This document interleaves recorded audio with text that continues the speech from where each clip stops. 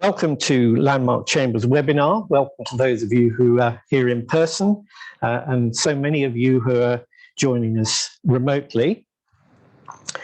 This is the first in our series of quarter-day property law updates. We hope you find this session useful. My name is Tom Jefferies and I'm chairing the session today, joined by my colleagues who you'll see in a moment, Simon, Allison and Kim Ziya. To begin with, a few housekeeping points for those attending virtually. Your microphones are automatically muted, so you won't need to adjust your local settings. Questions, we very much welcome questions throughout the session. Please submit them via text in the Q&A session, which is at the top or the bottom of your screen. And if you'd like to remain anonymous when asking a question, please make sure you tick the Send Anonymously box before submitting your question. We'll try to answer as many questions as possible, and we'll do it at the end of each session, just to break things up a bit. The webinar is being recorded. You will receive a link to the presentation and the recording shortly after the event concludes. And if your connection is lost at any point during the webinar, we invite you to rejoin the meeting by clicking on the original link again, and you'll be allowed in. The topic this afternoon for our first session was prompted by the recent Supreme Court decision in the Settlers Court case. And what we're going to do is talk about the difficulties tenants face when exercising their rights in relation to a single block on an estate. The two relevant sets of rights we're talking about are the right to manage under the Commonwealth Act 2002 and the right to collective enfranchisement under the Leasehold Reform, Housing and Urban Development Act 1993. And we're going to look at it with particular focus on the facts of the Settlers Court estate, which Kim will explain to you.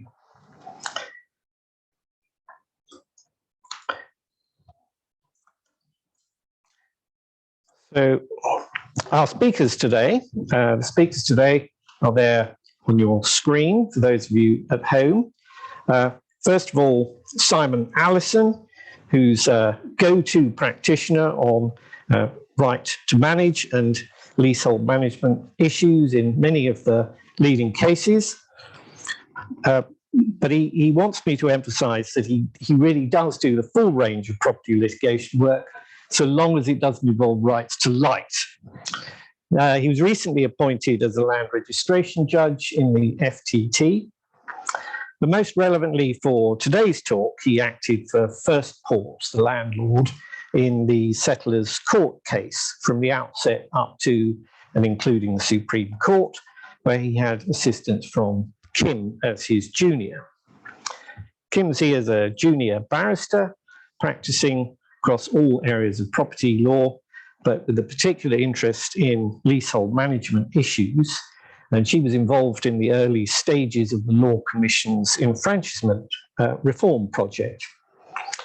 Kim was my pupil, so she got to see lots of leasehold enfranchisement, and very good she was too. And she was Simon's junior for the later stages of the Settlers Court litigation, and regularly advises and acts on her own in relation to right to manage and enfranchisement claims for both landlords and tenants. I'm a general property litigator with particular interest and expertise, I hope, in enfranchisement, and I've acted for landlords and tenants in lots of the sort of cases we're talking about this evening. So this is an outline of what we're going to talk about. The first part is talking about right to manage issues, and the second part is dealing with enfranchisement. The first session will be dealt with by Simon and Kim, and then part two will be dealt with by me and Kim. So I'll now hand over to Kim, who's going to begin.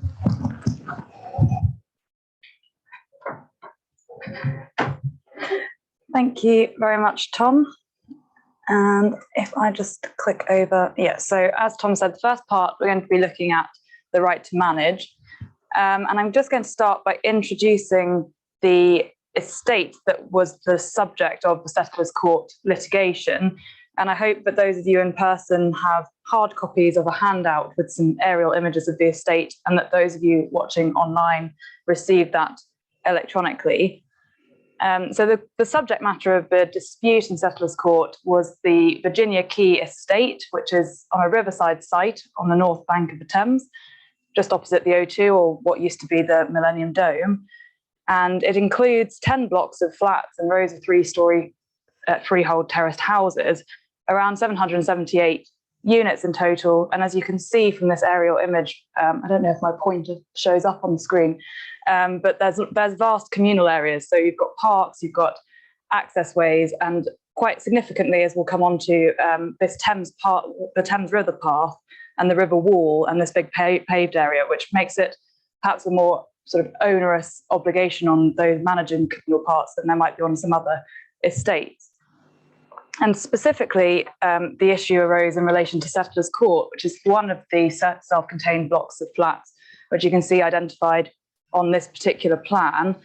Settlers Court is a self-contained block. It contains 76 residential flats, and those flats are all let on 999-year leases, in substantially the same terms.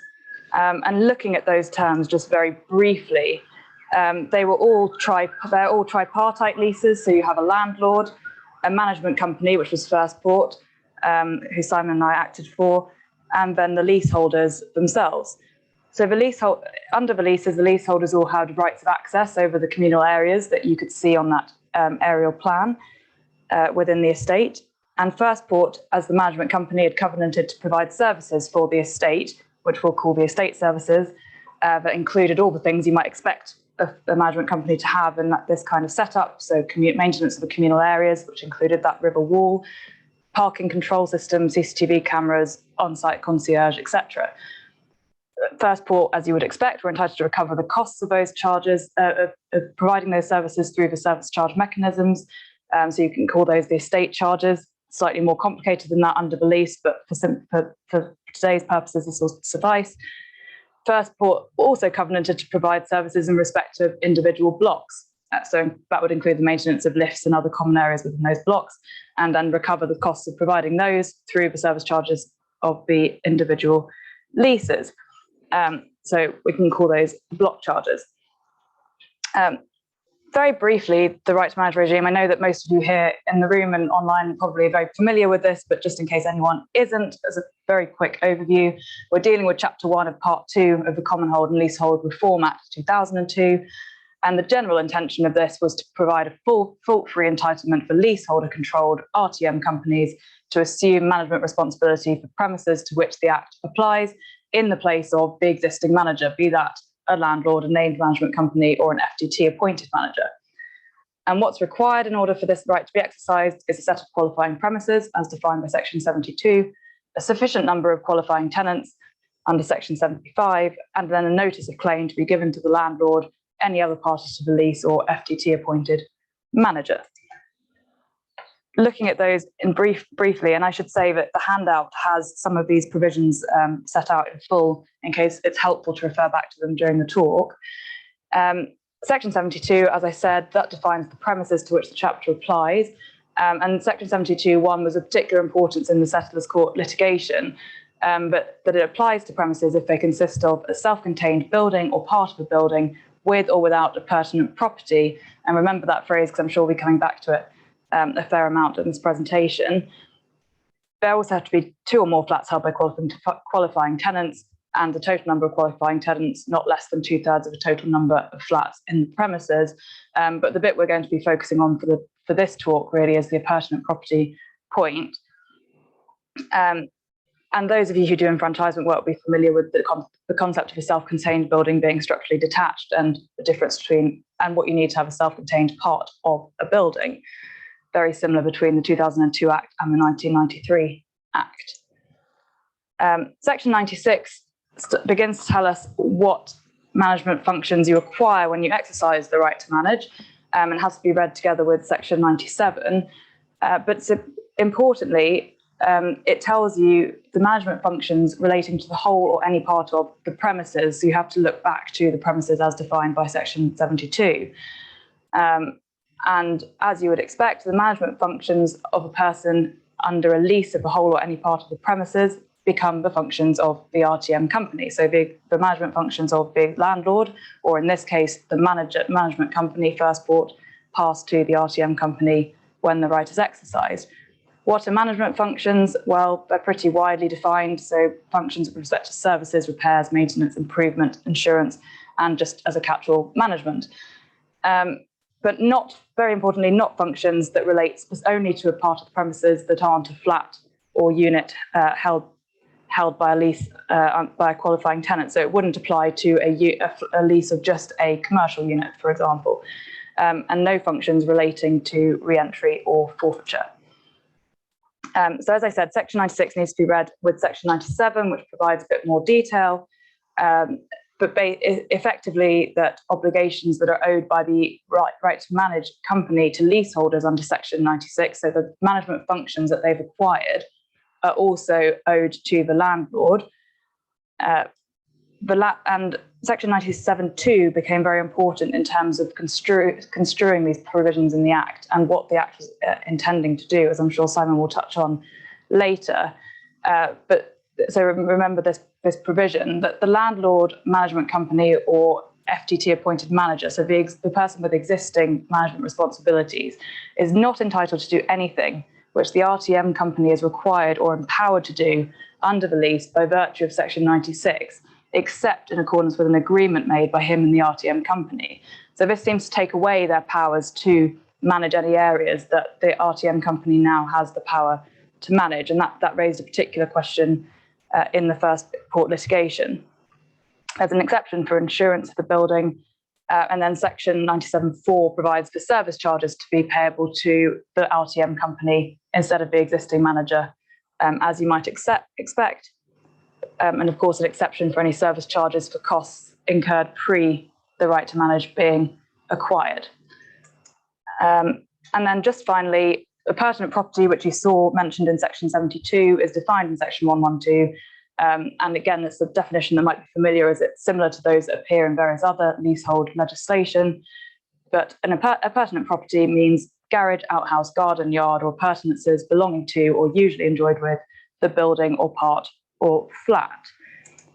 So I'm now going to pass over to Simon, who's going to talk about the Settlers Court case itself.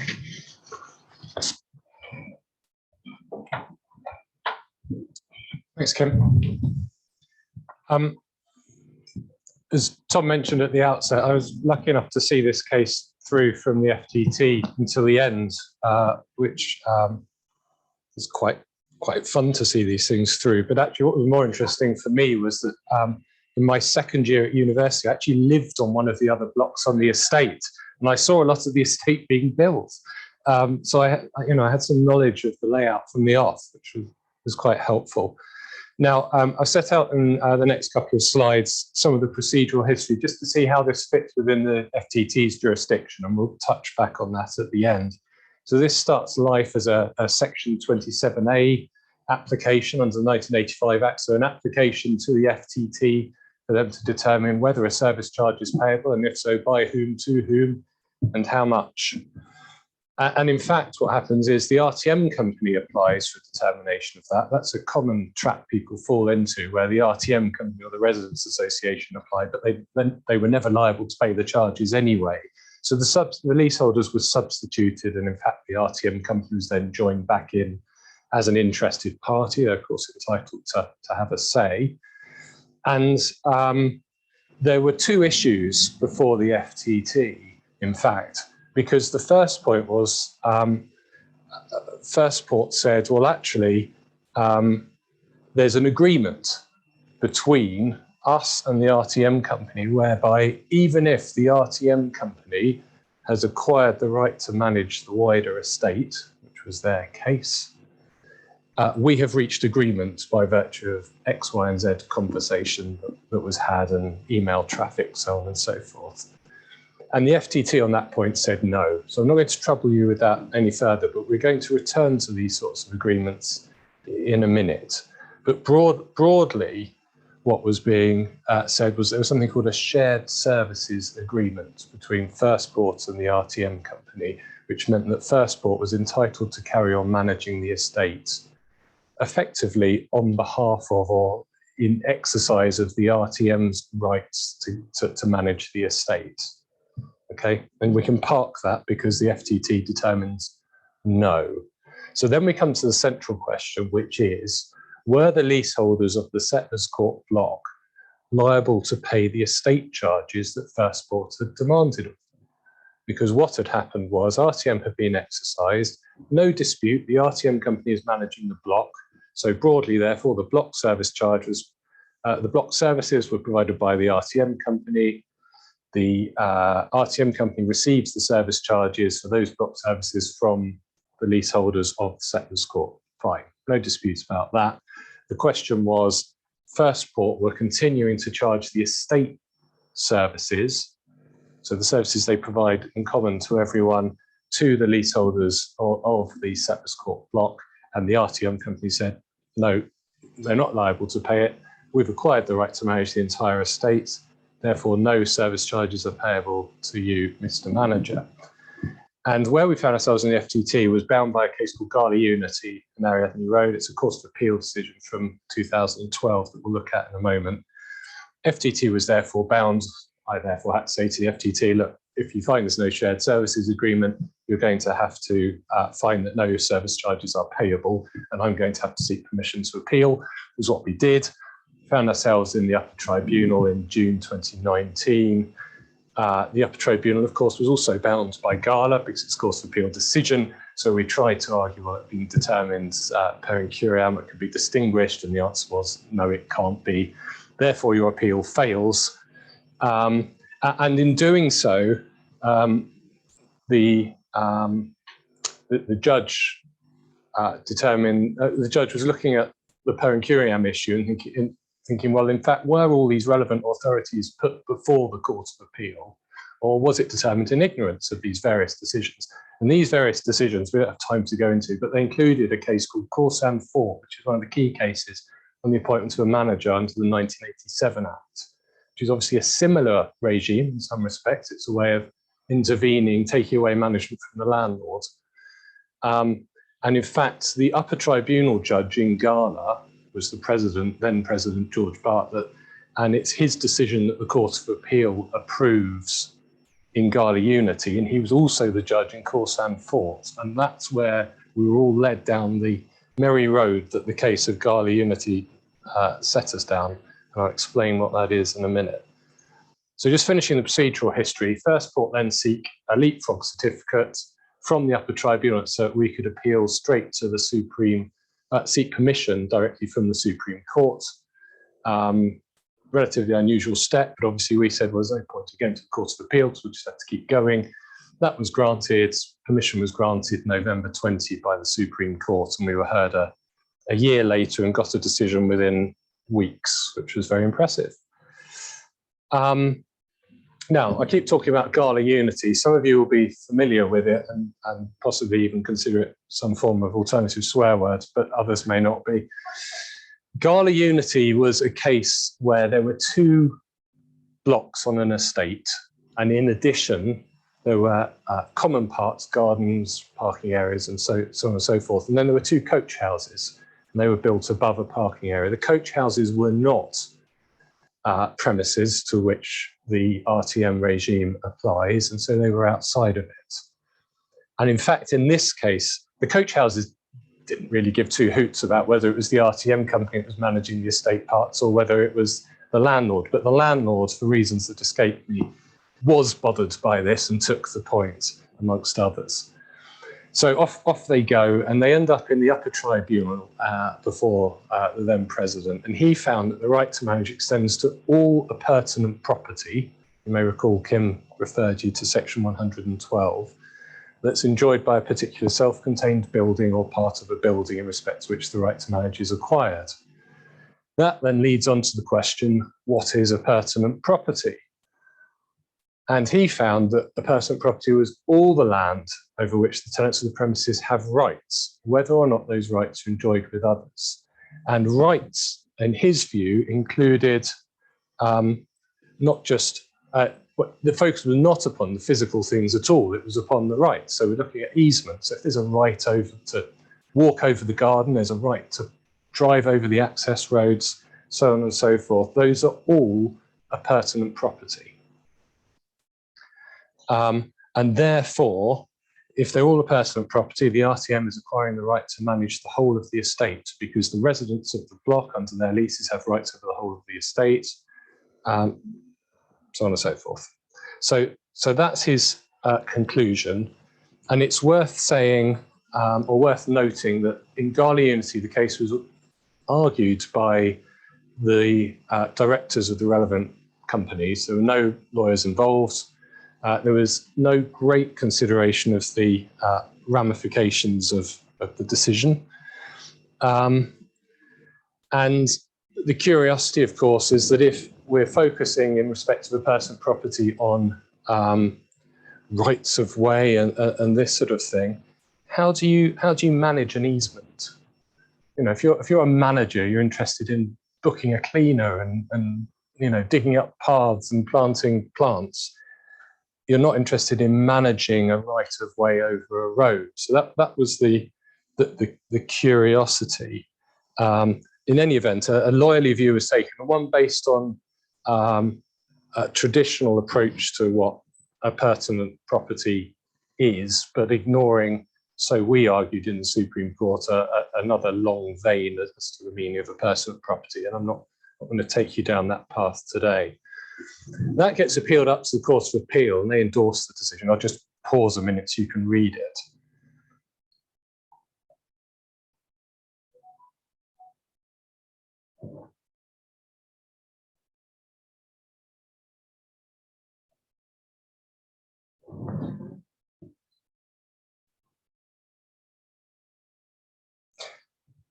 So they're recognising there, I think, that the upshot of the RTM company acquiring the right to manage over the estate is that they're going to manage it on behalf of the RTM tenants.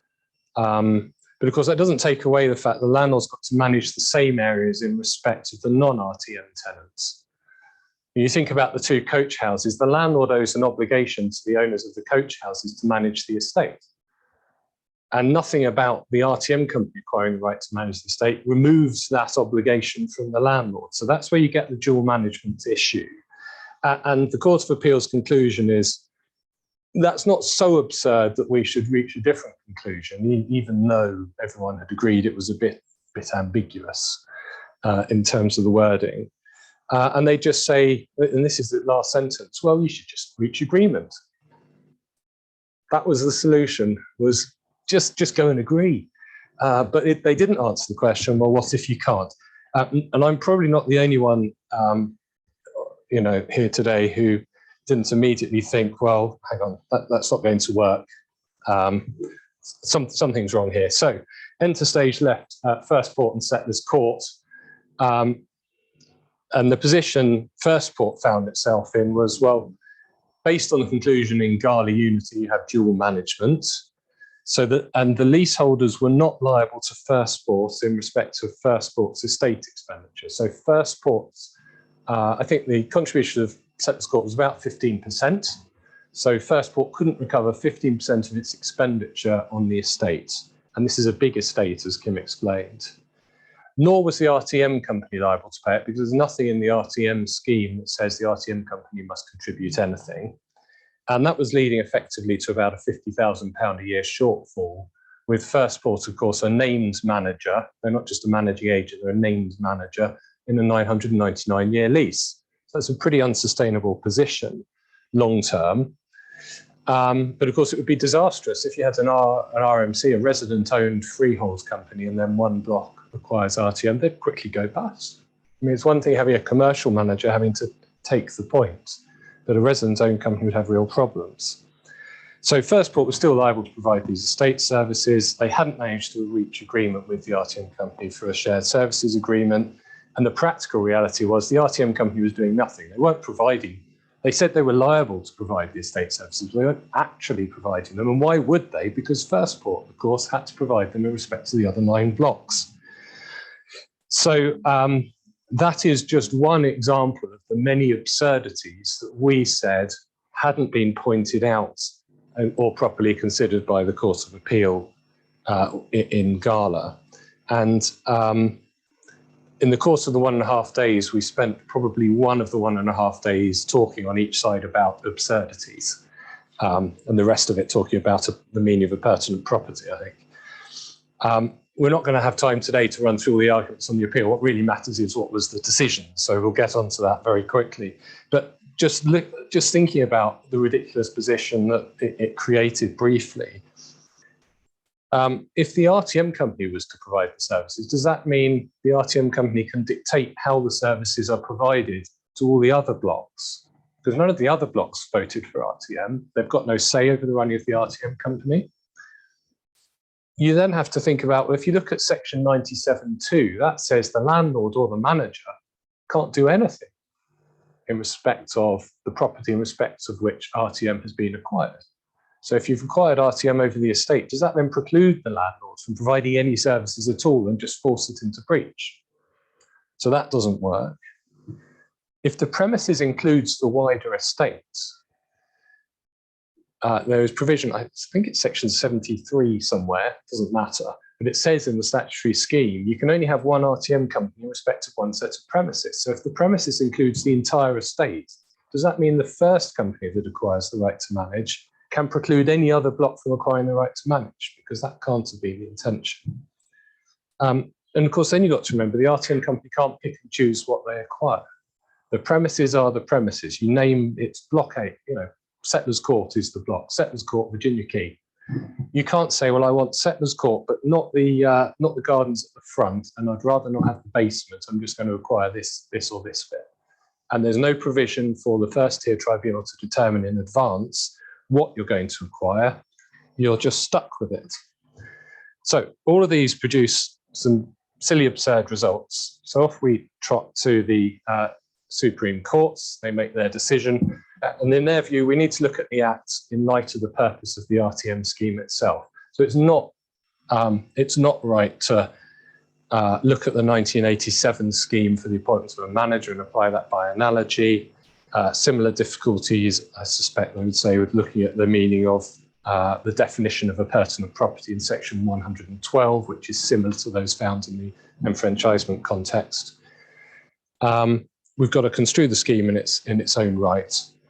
The 1987 scheme, of course, you've got a court-appointed manager, you've got court oversight, it's a court officer doing it. The tribunal can determine which bits of the estate are managed by the court-appointed manager, and you've got that sort of flexibility to resolve some real problems. So paragraph 62 is sort of really the nub of it. RTM is concerned only with the management of the relevant premises. That is, the relevant building or part of the building. So those words come from section 72, the definition of premises, together with a pertinent property, if any. So that's how they read the words with or without a pertinent property in section 72 that Kim referred to earlier. So essentially, it doesn't matter. If it's got a pertinent property, you get it. If it hasn't got any, it doesn't matter. And a pertinent property is to be seen as nearby physical property over which the occupants of the relevant building or part have exclusive rights. So it's exclusively a pertinent nearby physical property. We'll come back to that. And they make clear there's no provision in the scheme for shared management except under section 97.2, which is where the RTM company hands stuff back, okay? Because it cannot have been intended that there would be dual management. Just look at a few of the other points there. Paragraph 38, they're looking at the statutory purpose points. The purpose is about enabling leaseholders to take over management of the block in which they live. And that's in fact what was the expressed intention in the original government consultation paper. And the RTM company should be accountable to its own tenants, because they're not going to be accountable to the other people in the estate.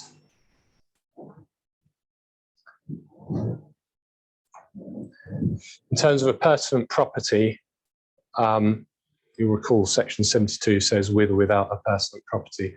But they make the point, well, if a personal property is meant to include all the easements and incorporeal rights serving the building, how on earth could the draft have imagined a building without any personal property? I mean, every building is going to have rights to light, rights of access, rights of support, whatever it is. You can't have a building without some kind of a personal property if a personal property means all these other non-physical rights.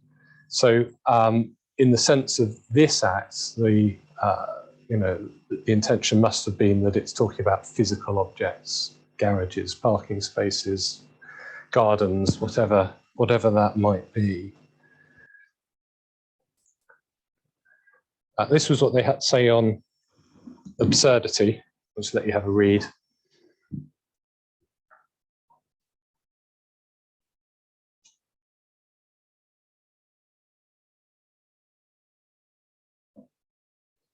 So somewhat contrary to the conclusion of the Court of Appeal, for reasons that I hope are probably clear. I mean, what we've got to remember is that the right to manage is often exercised by leaseholders precisely because they're unhappy with the landlord or the existing manager. And they think it'll be better to go it alone. So it can't have been intended that they would cooperate, because that's just not the background to which this happens. I mean, whether they're right or wrong about it would be better to go it alone. That is what the right enables them to do. So, unsurprisingly, Gala gets overruled. That's what they say at paragraph 63. And they take into account it's stood since 2012. Estate facilities in many estates will have been rearranged in line with Gala Unity, and essentially they're recognising there may be an element of chaos in unwinding what's gone on in the last 10 years. But that wasn't a good enough reason to perpetuate the incorrect construction of how the Act is to work. And obviously I would say this as having acted for the successful party, but I do genuinely think the flawed RTM scheme is slightly less flawed in light of Settlers Court. I think it's the highest I'd put it. Albeit I do apologise to the poor property managers who are now going to have to work out how this all gets unwound and how they rearrange things. So that leads on to the question, well, where does this all take us? What are we left with? And I think these are sort of 6 of the questions, the key questions that people might find themselves asking when they read the decision. The first point is really just a practical one. Were people following it anyway? And in fact, Armour intervened in the appeal, and they put in evidence from some of their member managing agents that essentially said, well, it's causing real problems on some estates, and other estates, people are just ignoring it. They're just, working on the assumption that the RTM company has only acquired the right to manage the block itself, or other permutations. They reach agreement without a formal shared services agreement.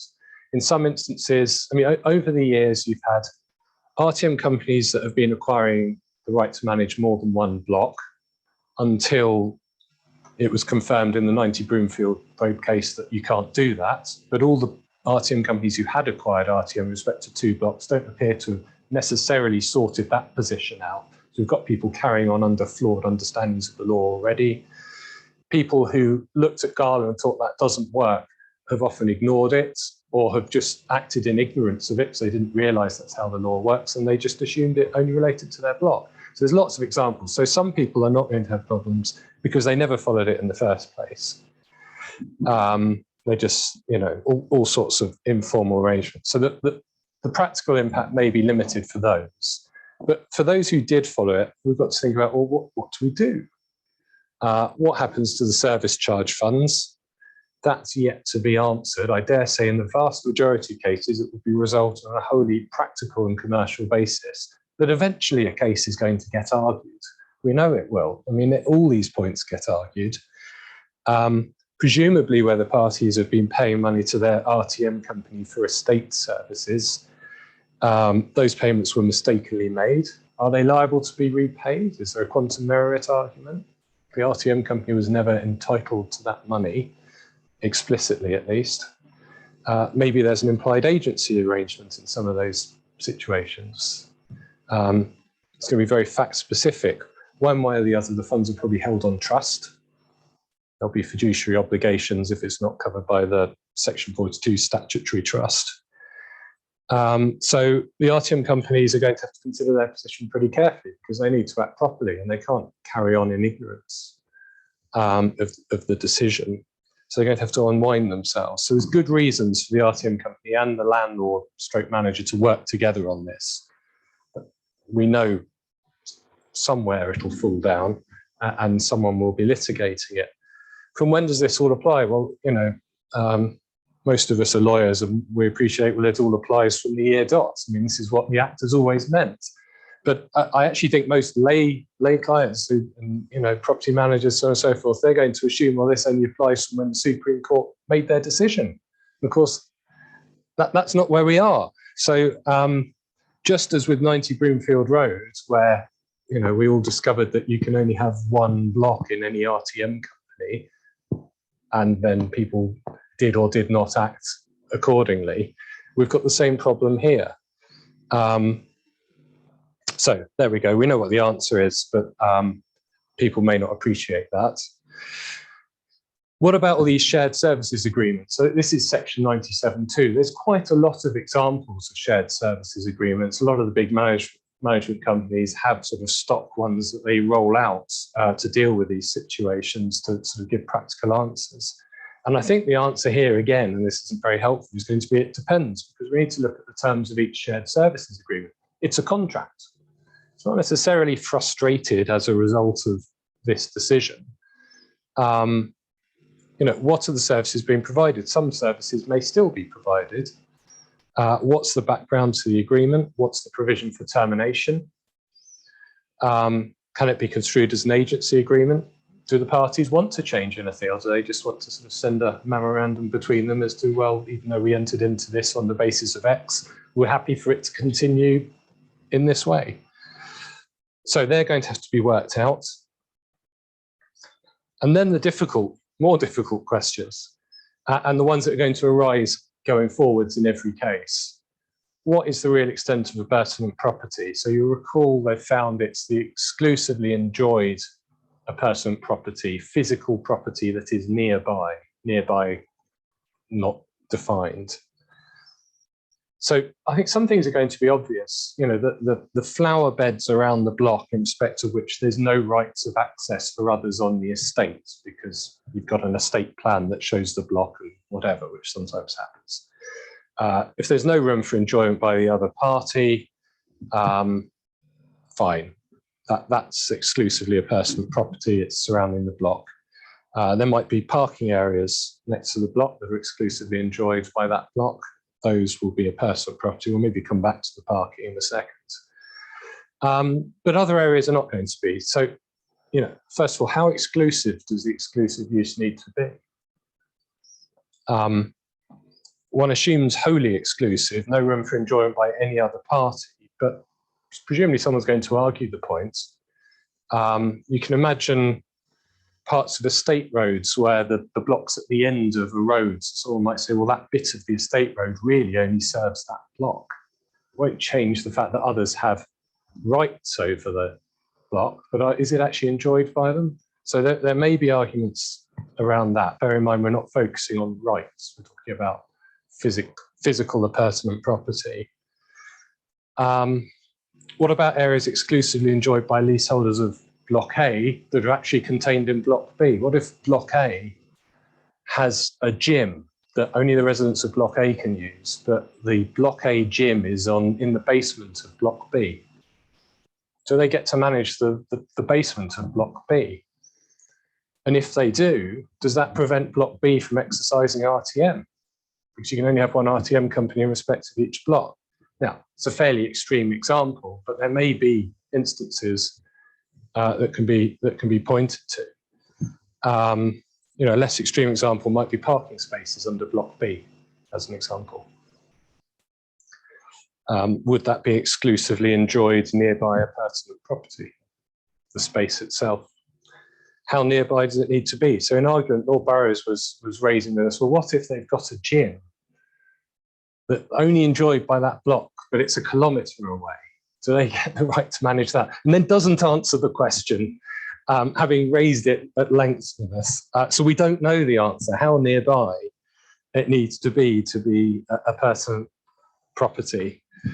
And then we've got probably the issues that will come up more often, which will be the nitty gritty bits. So, you know, at Settlers Court, an example was given of an external street light that was attached to the block, but it illuminated shared estate parts.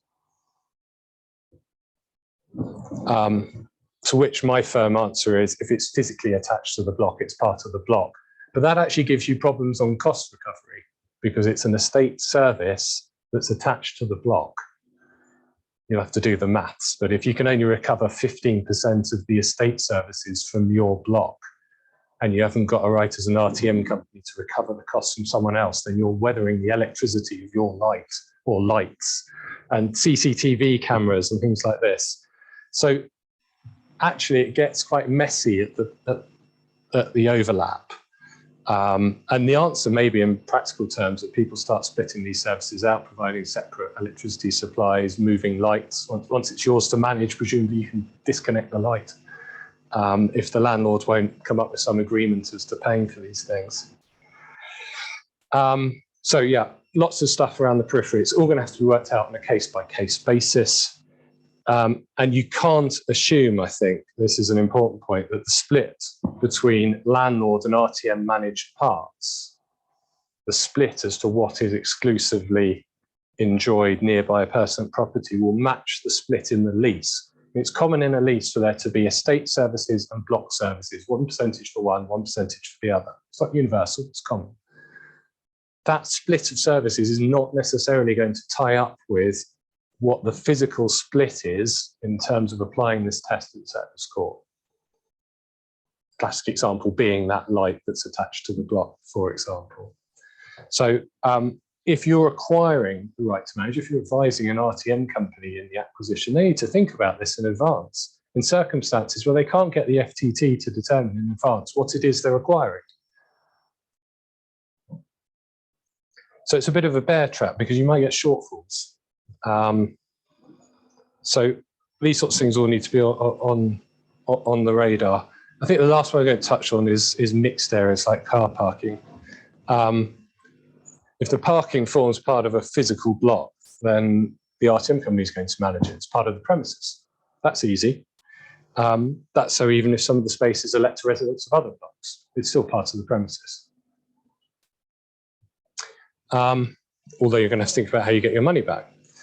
What if the parking's within a different block? Well, TBC, but my hunch is it's not going to be the RTM company that manages it. It won't be a personal property.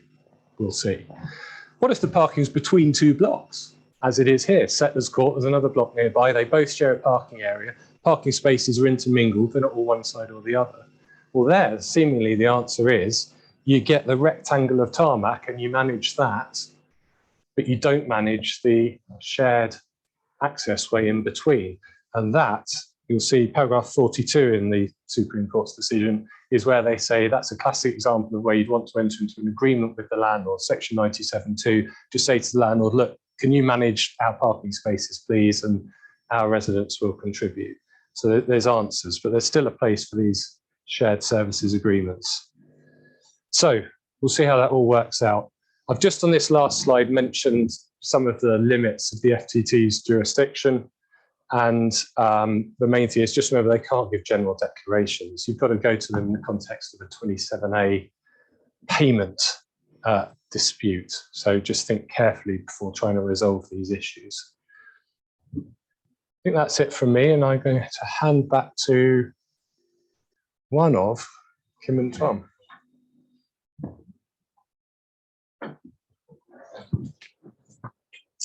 Thank you, Simon.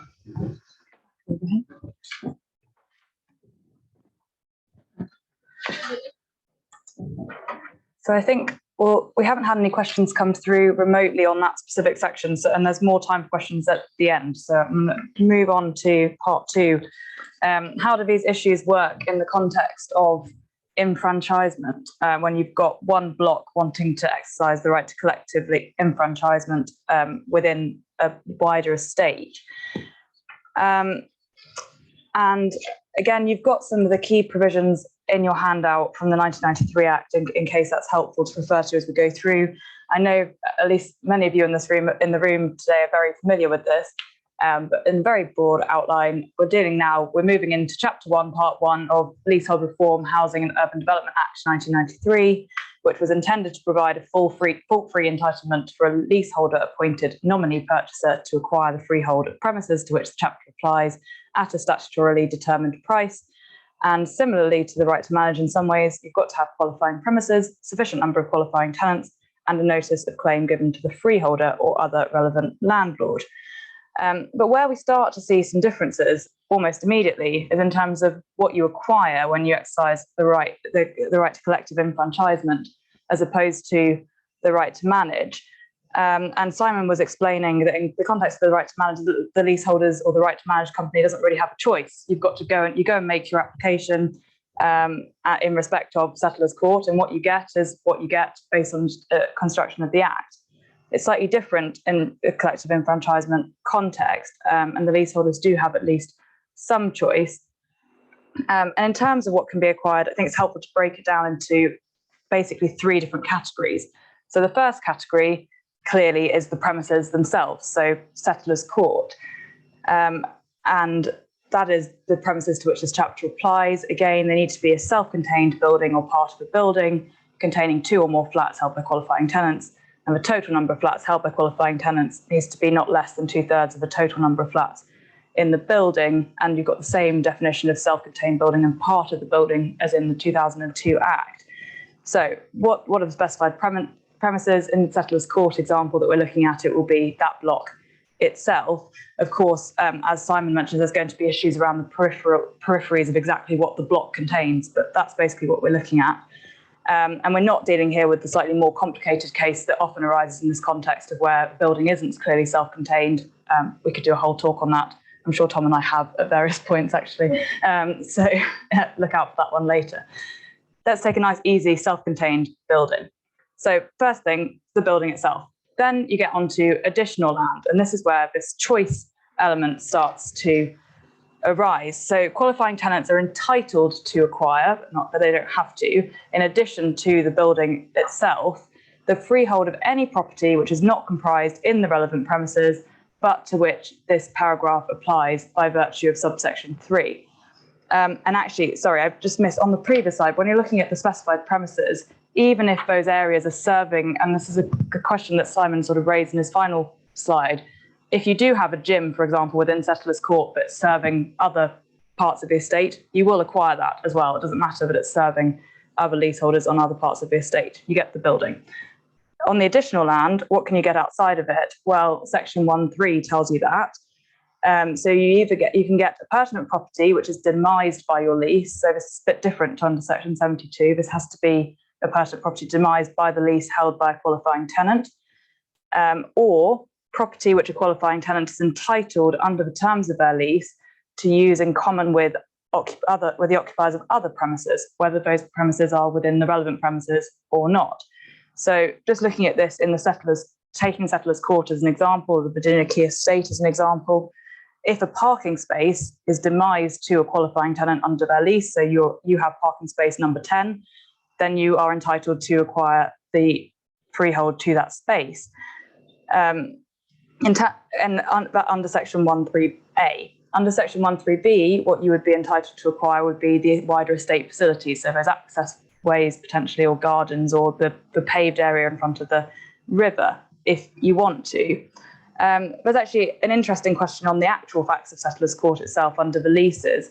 They have an exclusive right to use a particular parking space, but it's not strictly demised to them under the terms of their lease. You could argue perhaps that it's akin to being demised to them, but you'd have to go and have that argument. And this idea of parking spaces can cause real issues, because what if you have parking space on level 1 of a multi-storey car park? You're entitled to acquire a flying freehold, effectively. So that can be quite complicated. In terms of section 1.3b, so those rights that we were just looking at to acquire areas that are used in common with other occupiers, what the landlord can do is offer rights in lieu, and this can overcome some of those issues with difficult car parking spaces potentially. So under section 1.4, the leaseholder's right to acquire property used in common with other occupiers shall be satisfied, and you have the provision there, but effectively what the landlord has to do is grant rights that are equivalent, permanent rights, they're equivalent to the rights that the leaseholders enjoy at the relevant date, i.e. the date of giving notice.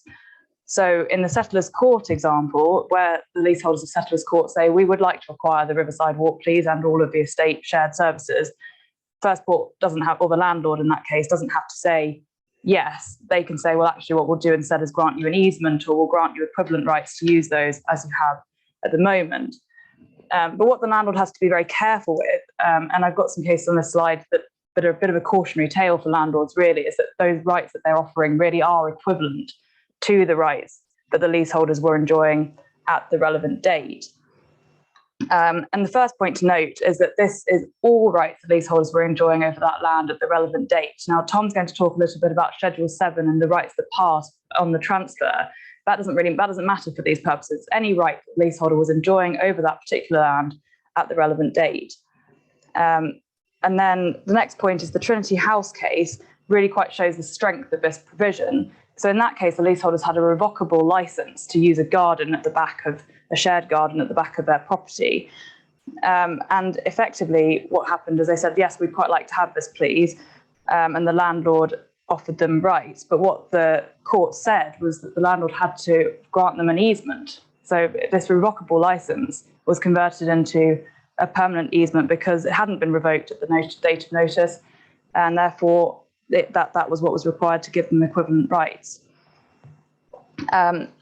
Another example of where landlords try to get maybe a bit clever with this is the Altera case, where effectively the landlord offered rights in lieu under section 1.4, but then under a separate provision sought to retain rights to build on that land. And the tribunal said, well, you have to look at this in the whole. You can't just look at the rights that they're offering in isolation. You have to look at the whole transfer, and they're effectively giving with one hand and taking away with the other, and the leaseholders are going to be left in a worse position than they were before, and therefore that's not good enough, landlord. So section 1.4 is not satisfied. In Fluss, this really was an emphasises the need to look at the rights at the date in question. So even if the leases allow the landlord to restrict the rights in future, if they've not been restricted at the time, then they can't be restricted after the transfer. And the rights have to be granted in such a way that you can't effectively dilute them later on. So say it's a right to use something in common with others, the landlord can't then suddenly make others from 10 people into 1,000 people. There has to be some kind of restriction in that way. And then finally, Snowball, I think, really sort of emphasised the Altera case that can't take away existing facilities. You can't effectively give with one hand and take away with another. And one final point to note is that you can make the right that you're granting under section 1.4 subject to payment of reasonable costs of maintaining the retained land, but it has to be reasonable costs to protect the leaseholders. And it's effectively, the reason why this is a bit of a cautionary tale is that if you unsuccessfully attempt to grant rights in lieu, and the court says, no, you've not granted equivalent rights, the answer to that is that they get the freehold. So they either get equivalent rights or the freehold. So if you don't get it right fairly early on, or late or amend suitably early, you can be left with giving up a lot more than you intended to. And then so the third category of things that can be acquired in an enfranchisement claim is other leasehold interests. And just touching on this very briefly, the leaseholders are obliged to acquire the interest of the tenant under any lease which is superior to the lease held by that qualifying tenant of a flat, so i.e. a head lease of their flat, but not to the extent that the premises demised under that head lease include premises other than either the flat itself, any common parts of the premises, or any additional property, so the property that we were talking about under section 1.2a earlier. So if you have a head lease of the entire estate, in the Virginia Key example, the leaseholders would be obliged to acquire those parts of it which relate to their flats, but not other parts. So for example, vacant stores or commercial areas, they wouldn't be, or flats that were let on ASTs by the head lessee, they wouldn't be entitled to acquire those. And similarly to the freehold property that they can acquire, there are some leasehold interests that they are entitled to but don't have to. So there's an element of choice here. Leaseholders are entitled to acquire interests that are reasonably necessary for the proper management or maintenance of common parts of the premises by the tenants by whom the right to collective enfranchisement is exercised. So again, looking at if there was a head lease of the entire estate, you'd be entitled to acquire those parts which relate to common areas insofar as reasonably necessary for the management of those areas. And this has been held in a recent case to include, for example, the leases of roof space or airspace above the roof to the extent necessary to maintain that roof. And I think that brings me on to, I'm going to pass on to Tom now, who's going to talk about continuing lease obligations after collective enfranchisement has been exercised.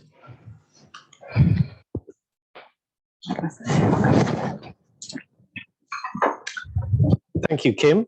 It's apparent from what she said that there are already complications in acquiring one block on an estate. I'm now going to be talking about how the separation of one block from the rest of the estate is effected in the conveyancing process and what effect it has on ongoing management and service charges. All too often, the tenant's main aim is to be liberated from the existing management and cut their costs. And the question really is, can they actually achieve a clean break that they're looking for? And will the enfranchisement of one block actually end up enhancing the value of their leases or risk the deterioration of the estate? The first thing just to mention and to emphasize is that the freehold is acquired subject to the existing occupational leases. And as long as they continue, the rights granted in those leases over the remainder of the estate continue. And the estate owner, the owner of the remainder of the estate, continues to be their landlord. The reversion has been severed. So First Port in our case would remain the landlord in respect of those easements. And as such, it remains entitled to recover the service charges that relate to that part of the reversion. And that was actually decided in this case of Epron and Watchell, where the tenants disputed their liability for the ongoing service charges, saying, well, they're no longer our landlord. And the court held, no, that is still one of your landlords. And you've got to carry on paying the service charges, and the landlord has to carry on maintaining the estate. And that theme of this idea that the owner of the easement of the servient land remains your landlord was explored in quite an interesting case in 2020, Lupin and Prince's Gate, which is only available on the Falcon website, but that explores it if you're interested in the context of the 1993 Act. So this remains the position for the non-participating tenants. They're still liable to pay all the estate service charges. But of course, the participating tenants will want to surrender their existing leases and no doubt, if they can, get out of these horrible service charges for the estate and grant nice, shiny new leases in terms of their choosing. But one question which I think is generally assumed that if you surrender the tenants, participating tenants surrender their lease, that brings an end to the obligations to the rest of the estate. But It's a case called Wall and Collins, which was actually about the merger of leases into the freehold. And the question was whether easements survived.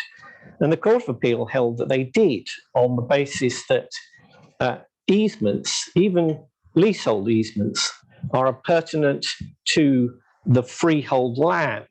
So it's not pertinent to the leasehold estate, but to the freehold. And therefore, even when you merge the lease into the freehold, the easement survives and it attaches to the freehold. So you might think, well, if that's true of a merger, why not a surrender? But they didn't expressly deal with surrender. And in the Law Commission enfranchisement reports, they had to think about this, and they take the view and they contend that surrender does bring an end to the easements. They go further and say Wall and Collins was wrongly decided. So that's an interesting one to think about. Assuming, but one way or another, to grant new leases, the nominee purchaser will need easements to pass them on, whether it's to the non-participating tenants or when their leases expire, or the participating tenants when they surrender their leases. So how is the nominee purchaser to get what it needs?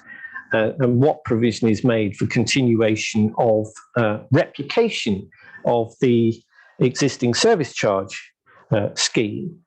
Well, the provisions to gain a transfer are dealt with in Schedule 7 of the 1993 Act. And it makes its provision for rights to be granted and for negative covenants. But notably, there is no provision for positive covenants by either party. And this, of course, is not, I suppose, surprising because of the common law problems of enforcing positive covenants against successors in title. So the freehold transfer does not contain any positive covenants by first bought, in our case, to continue maintaining the estate, nor can it impose positive obligations on the nominee purchaser to contribute to the service charges for the maintenance of that ongoing estate. So here we have first pretty obvious difficulty with enfranchising one block.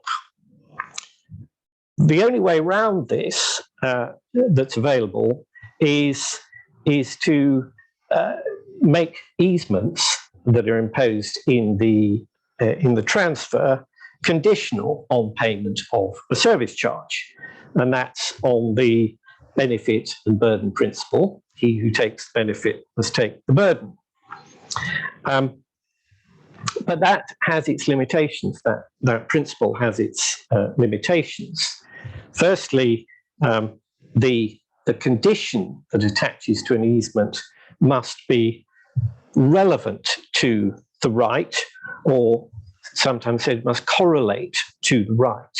So it's not just, well, I take a right and all the service charge provisions can be incorporated. It's got to be relevant. And the second point is that the grantee to be made liable on this principle has to have a choice, however notional, whether or not he actually wants to exercise the right. So each purchaser of a flat can say, if he wants to, well, I have no desire to go and sit in the garden, so I don't want to exercise my right to use the garden, so I'm not going to pay for it. And if he does that, well, you've got a problem, and you always have some cussed customers who take that line. And that sort of difficulty came up in case I did at the bottom of the slide, Patel and Locks Field, which was a mixed estate of some houses and a number of flats, and one by one was managed by a company owned by all the residents. but one by one, the houses and some of the blocks and some of the flats were acquiring the freehold, and a number of the purchasers really weren't interested in the facilities. They just let out the property. They just wanted to cut their costs as much as possible. So they just took the line, well, we don't really care about the rights as long as we can get in. We don't want to pay anything. And the argument was, well, the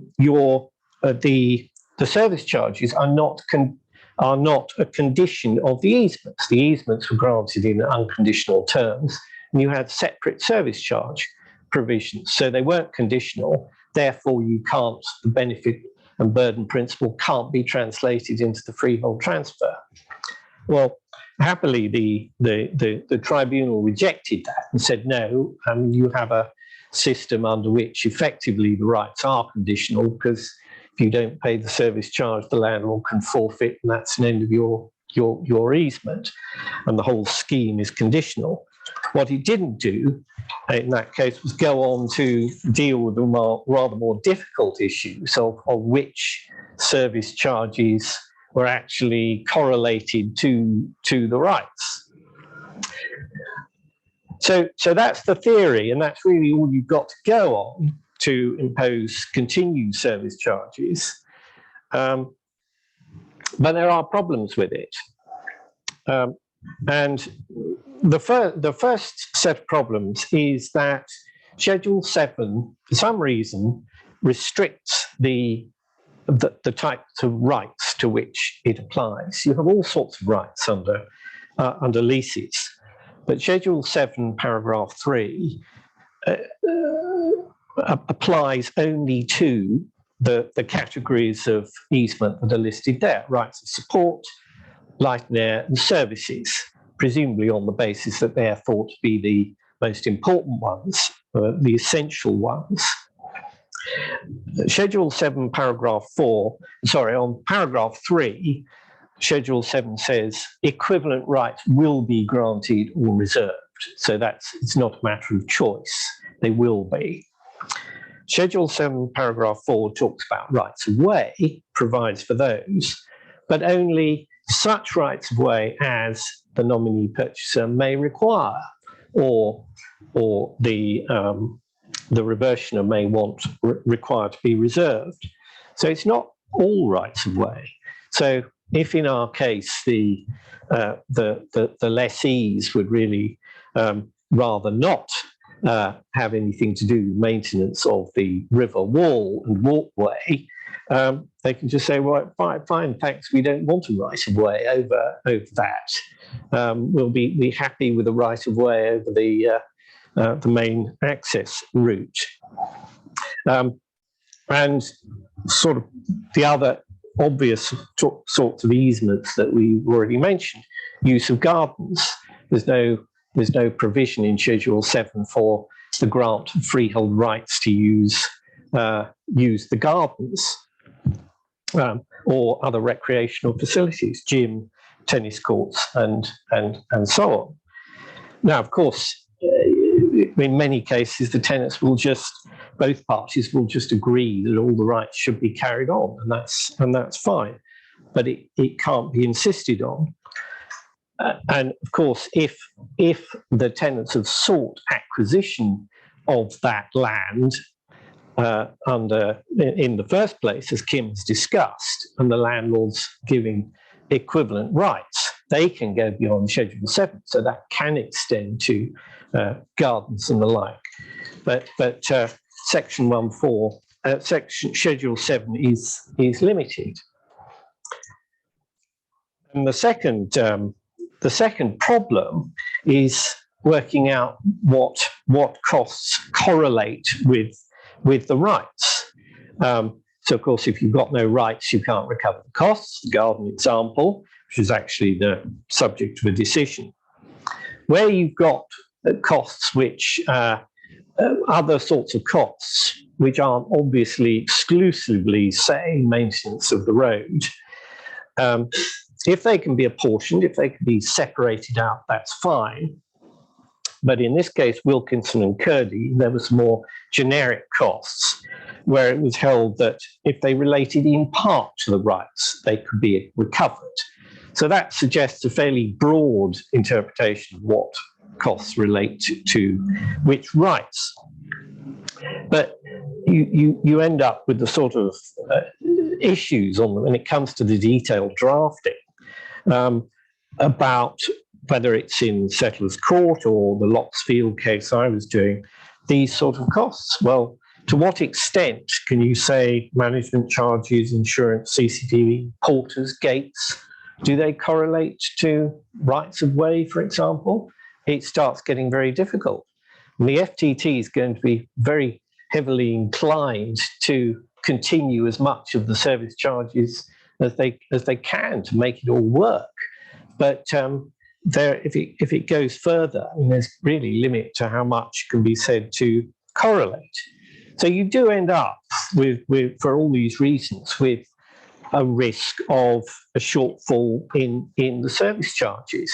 And then the burden ends up falling on the remaining parts of the estate until they get fed up and say, well, we're not going to accept this.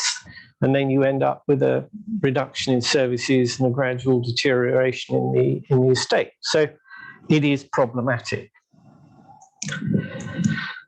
The next area to just want to talk about was where you have management companies involved in the lease. And there are probably many different types, but I've identified three different roles of the management company. There's first of all, there's the traditional role where the landlord grants a lease of the whole of the building to a management company which grants subleases. So the management company is responsible for the services, and now that lease is, as an intermediate lease, is acquired, but not necessarily as a whole. So Kim gave some examples. You might have commercial parts, unused parts of the building, flats held in hand, and of course, if the lease extends to additional land, there's an additional threshold to acquire it. So you may end up with the nominee purchaser acquiring part of a management lease, which gives you a big headache in terms of drafting. With transfer of the freehold, at least you have Schedule 7 telling you what can be done. There's absolutely nothing about provisions in a transfer of part of a lease. So where do you go? The suggestion is that, well, the FTT has general jurisdiction to determine terms of acquisition, and it's got to do its best, but it's not exactly very satisfying basis for that. Really, to have a marketable lease, anyone will want a nice clean lease, not part of a lease. So ideally, you want a surrender and a lease back. But whereas if you acquire the freeholder can get lease back of commercial parts. There is no provision in the Act for a lease back to a leaseholder who's entitled to retain part of his lease. So if people are sensible, and they probably will, usually end up with a surrender and grant of a new lease of the retained parts. But if you can't agree that, you've got a horrible drafting exercise. The second role of management companies, which is quite commonly encountered, and Settler's Court is one example, is where the management company doesn't have a lease, but it is a party to all the leases, provides the service charges, all the covenants are with the management company, provide the services, pay the costs. And there's a covenant not to assign the lease without a direct covenant to the management company. And that's protected by a restriction on the register. That's how you make it work. Now, of course, that sometimes breaks down, but that's another story. But for present purposes, Whereas for the grant of new leases, there's provision for what you do with third parties to the lease. You continue the obligations. There's absolutely no provision about what you do with third parties in a collective claim. And it seems to me the problem is participating tenants want to surrender their leases, but can they do that? The surrender is a disposition, so which is usually caught by the restriction on the register.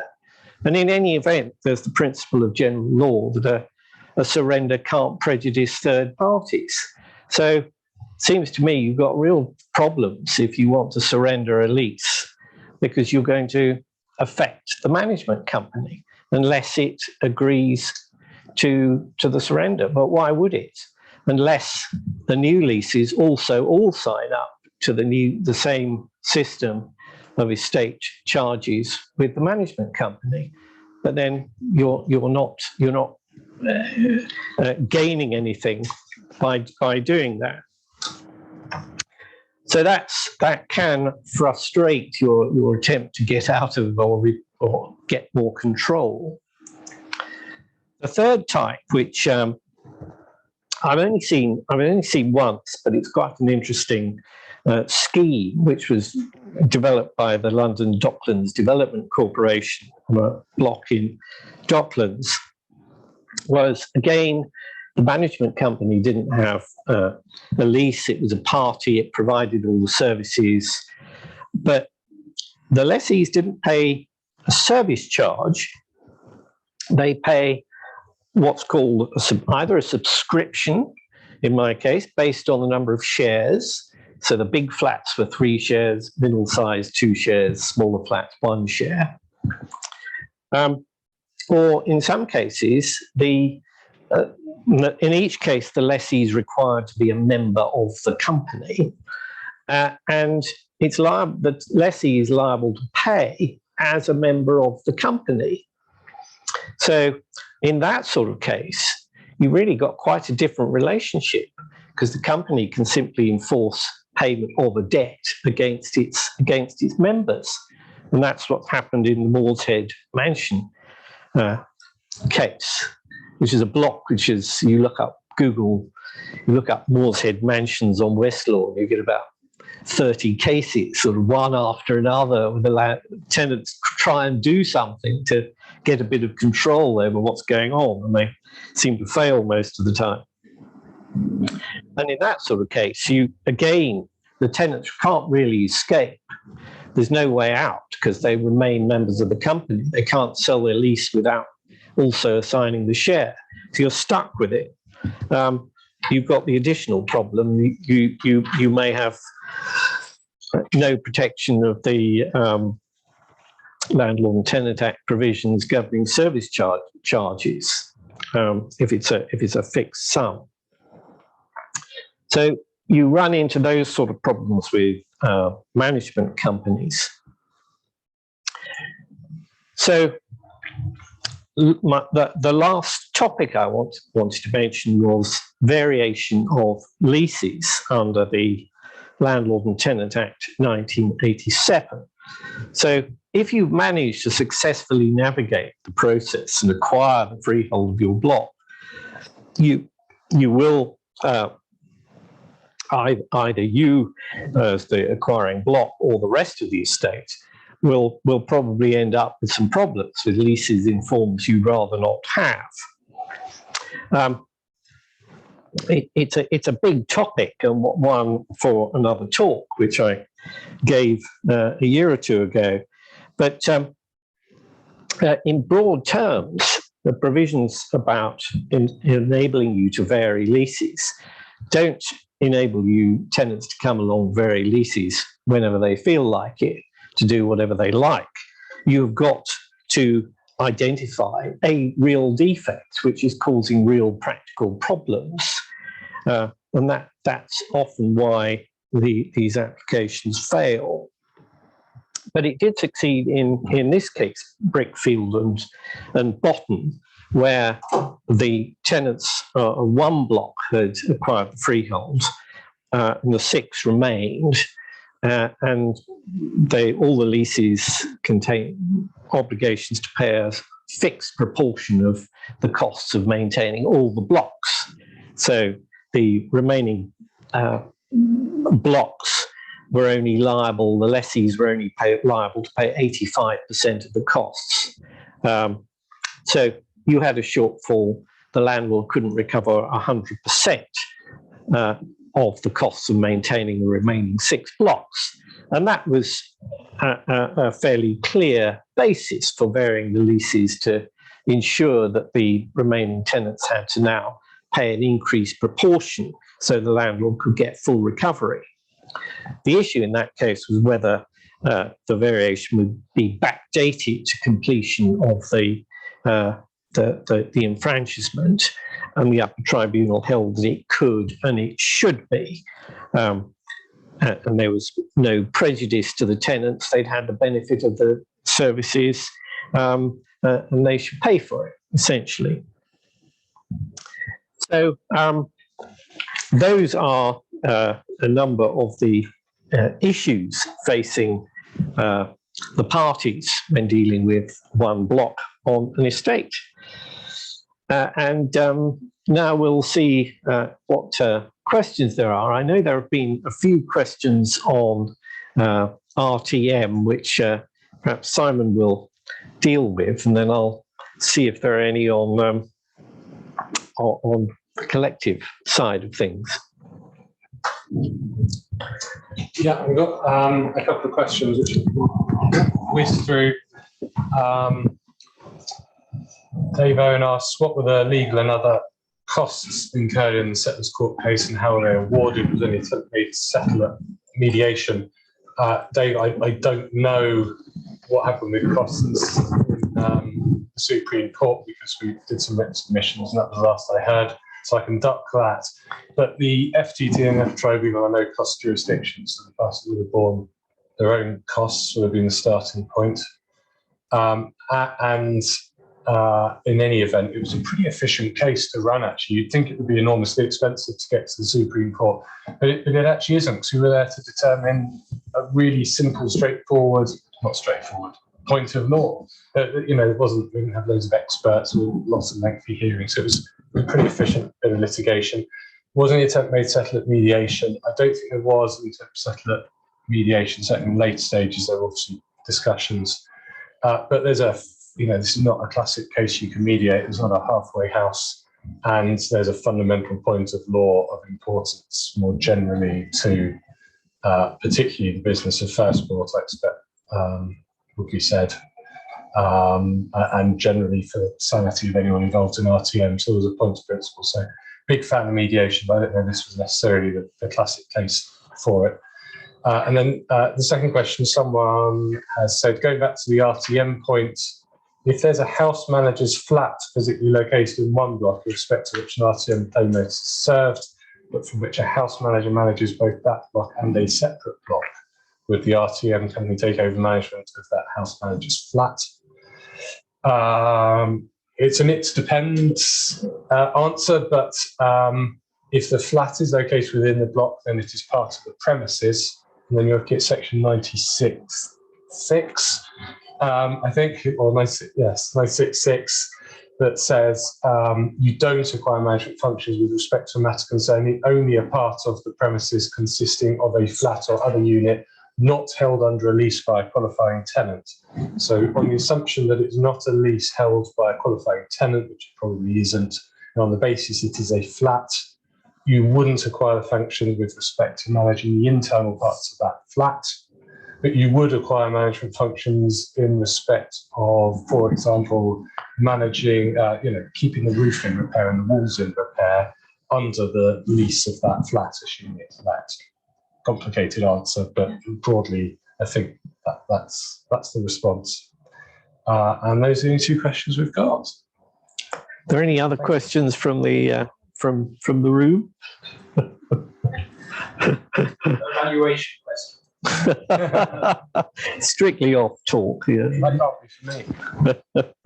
See the scenario where it's a single block out of a series of blocks it, or for example, a single house on an estate where the common service is. To the extent that it might be argued that by extracting the single block or house from the rest of the estate, there might be some damage in terms of value to the rest of the estate.